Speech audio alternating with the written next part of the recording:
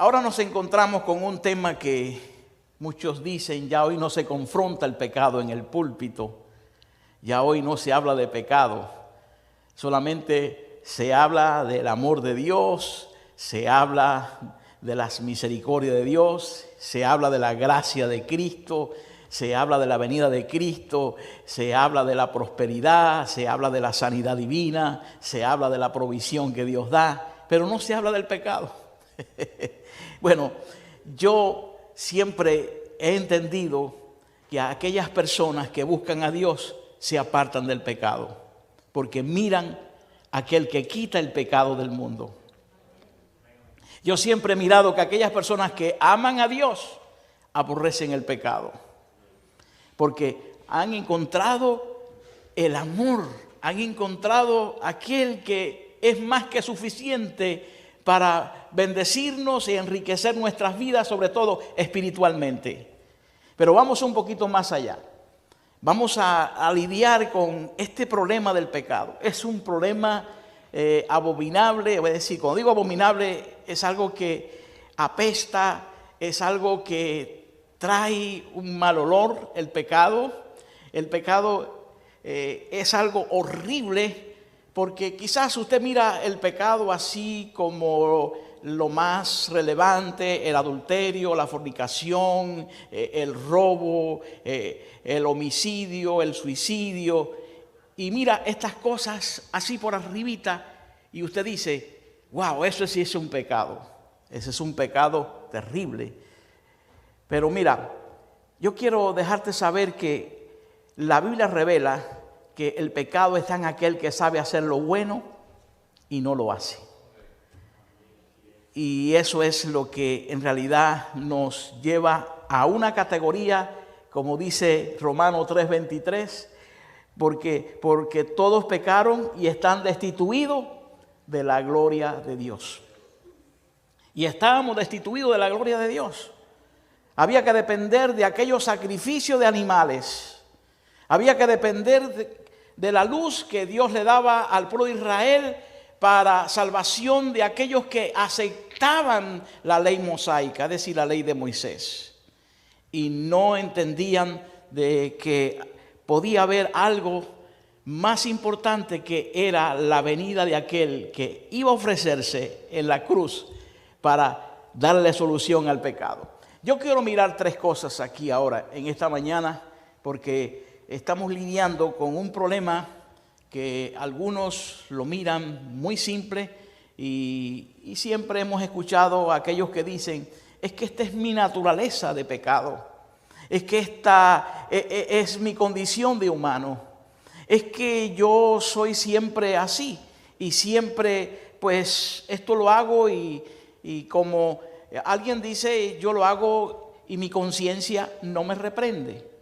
Y usan este versículo famoso, si tu corazón no te reprende, mayor que el corazón es Dios.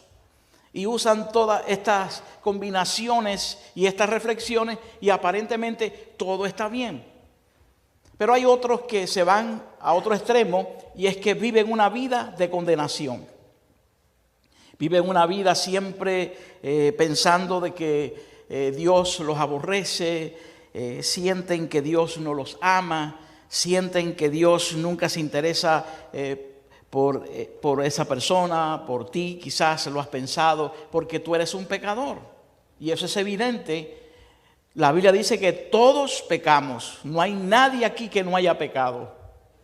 Jesús le dijo a aquella multitud que acusaba a la mujer pecadora, aquella que había sido sorprendida en adulterio, el que esté libre del pecado, que tire la primera piedra. Y todos enmudecieron, se quedaron frisados y la conciencia los censuró, los reprendió y se fueron. ¿Qué pasó? Que todos ellos eran pecadores también. Aquí el punto más importante es que Jesús vino para remediar el pecado. Él vino para quitar el pecado. Eso es lo número uno. Lo número dos, lo más importante aquí es que Dios nos ha dado a nosotros el conocimiento de la palabra, la revelación. Diga conmigo la palabra. Esa palabra de Dios te dice en Juan 1:7 que la sangre de Jesucristo nos limpia de todo pecado, que si confesamos nuestros pecados y nos arrepentimos, el Señor nos libera de todo pecado. Vamos a mirar aquí, es una relación con Dios. La vida cristiana es una relación con un Dios que está vivo, que está presente, y que el Señor no nos está vigilando para acusarnos y condenarnos, pero sí nos está vigilando para cuidarnos, para librarnos, para todas aquellas acechanzas que el enemigo arma alrededor nuestro no prosperen, porque ese es el propósito de Dios, cuidar tu vida física y tu vida espiritual. Entonces yo no puedo ahora darme por vencido que una práctica que yo entienda que es buena, pero que la Biblia condena.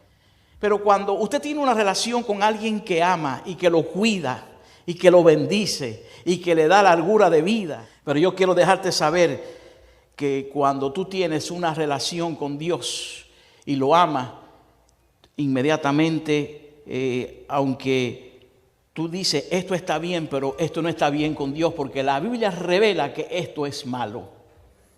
Esto Dios no lo aprueba. Pero Dios me está dando una solución de aquel que quita el pecado. Nos encanta que Dios nos perdone, ¿verdad? ¿Cuánto aquí han recibido el perdón de Dios? Y nos encanta cada vez que fallamos buscar el perdón de Dios.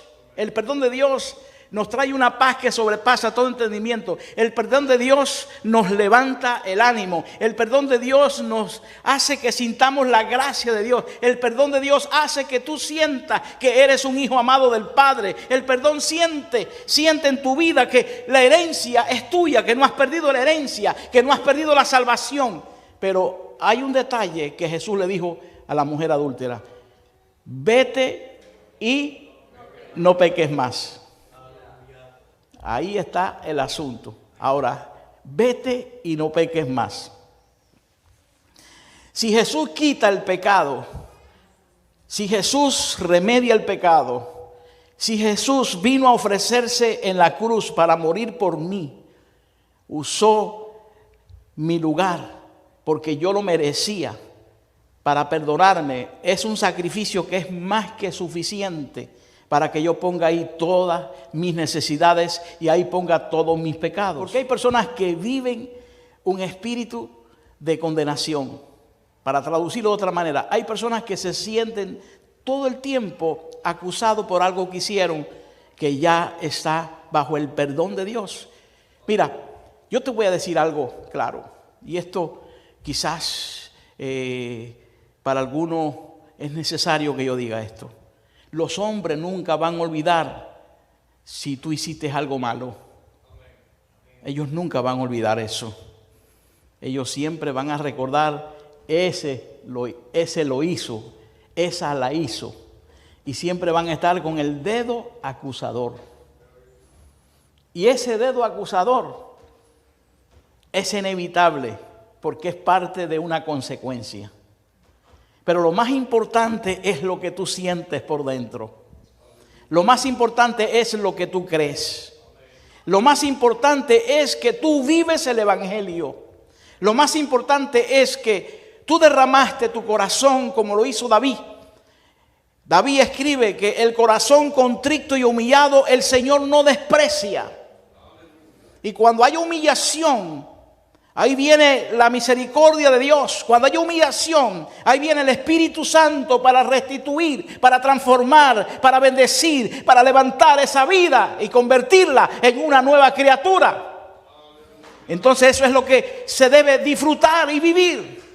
No estar pendiente si aquel piensa mal de mí o el otro me está acusando o el otro está diciendo tantas tonterías de mí. Nada de eso te importa. A ti lo que te importa es lo que tú disfrutas y lo que tú vives y lo que tú de verdad sabes que tienes y hacia dónde tú vas y lo que tú crees. Eso es lo que debe importarte, porque lo más importante es que el amor de Dios está sobre aquellos que han buscado a Dios de corazón.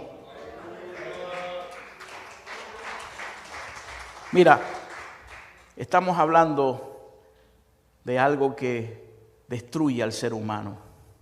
Juan capítulo 10, versículo 10, Dice la Biblia, robar, matar y destruir.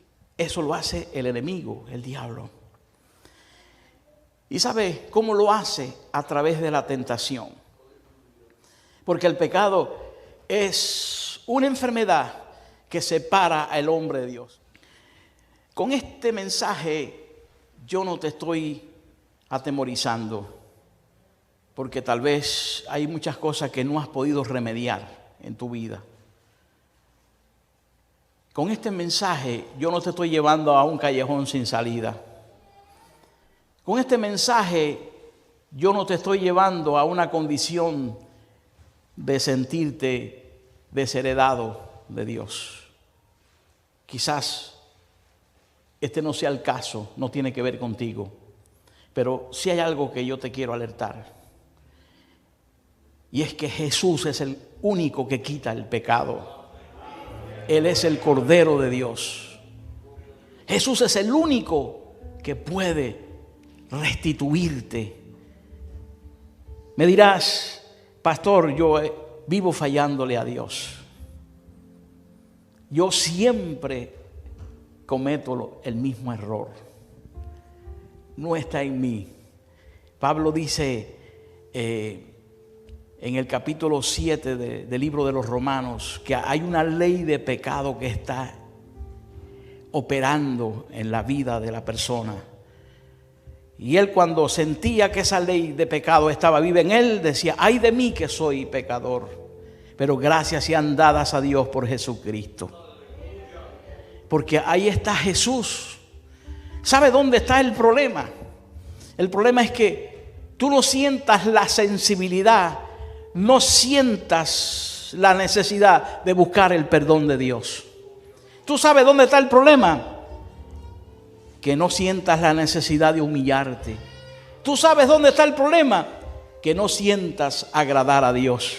¿Tú sabes dónde está el problema? Cuando tú no quieres decir: yo voy a la iglesia, no me importa la condición en la cual yo estoy, no me importa lo que yo he hecho, no me importa que yo estoy peleado con, no me importa que yo hice esto, no me importa que yo robé, no me importa que yo estoy haciendo esto, lo que me importa es que yo necesito buscar a Dios. Porque cuando tú buscas a Dios, cuando tú lo buscas, cosas cambian. Cuando tú buscas a Dios, todo va a volver a la normalidad. Y vas a disfrutar lo que se llama esa palabra que Juan les revela a aquella gente pecadora. Porque allí habían pecadores de todas las clases. Para Dios pecado es pecado. Pero para Dios su amor está comprometido en su palabra para aquellos que busquen su amor. Él está siempre listo para recibir tu súplica, para recibir tu ruego, para recibir tu oración, para recibir tu humillación, para recibir ese holocausto que tú le ofreces a Dios, diciéndole: Señor, aquí estoy. Pero yo quiero hacerte 3 preguntas en esta mañana. La primera pregunta: ¿sientes que todo está bien con Dios?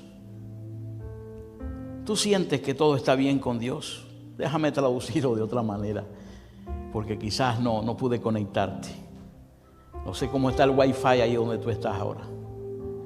Estoy hablando en un término figurado.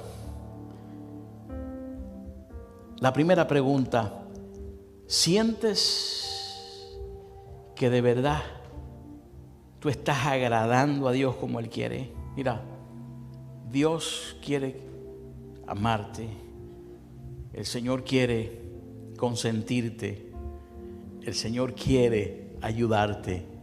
El Señor quiere darte lo que tú necesitas. Pero mi segunda pregunta: si todo está bien, ok. Dice la palabra que el Espíritu Santo es quien nos redarguye y nos hace sentir nuestra propia necesidad. La segunda pregunta que yo te haría ahora: ¿te sientes defraudado de alguien y por tanto guardas ahí un resentimiento y tienes un enojo? Y esto se traduce a una falta de perdón. Y por tiempo has guardado ese enojo. Estamos hablando de aquel que quita el pecado, quita el enojo, quita la ira, quita el deseo de vengarse. El que me la hizo, yo se lo dejé a Dios. Pero ¿qué tal cuando tú ves a esa persona y la ves frente a ti y recuerda todo lo que te hizo? Wow, ahí es donde se pone a prueba la capacidad espiritual que tú perdonaste. No lo olvidas, porque no olvidamos, pero sientes más bien compasión. Mi tercera pregunta, y con esto cierro y quiero decirte algo más. Espíritu Santo, ¿cuántas veces tú le pides perdón a Dios?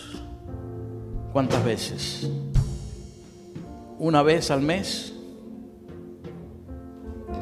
¿Una vez a la semana? ¿Una vez al día? Yo quiero revelarte algo hoy, y esto es revelación de Dios. Es el Espíritu Santo de Dios ahora ministrando no solamente tu vida, mi propia vida. Estamos convencidos que Dios quiere hacer algo grande con nosotros, pero yo lo quiero llevar a un término personal. Diga conmigo: Dios quiere hacer algo grande conmigo. Quizás sea concederte algo que le has pedido por año. Quizás sea tu propia salud. Quizás sea la venida de un ser querido tuyo. O quizás sea lograr algo que no has logrado, una propiedad. O quizás sea que Dios te use en la sanidad divina, te use con algún don espiritual para glorificar a Jesucristo. Quizás sea abrir puertas que han estado cerradas para ti. Pero ¿qué te parece si comienzas cada día y ensayas esta oración? Aleluya. Ensayas esta oración y le dices a Dios: Espíritu Santo, si hay algo que no está bien en mi vida con Dios, revélamelo. Espíritu Santo, redargúyeme.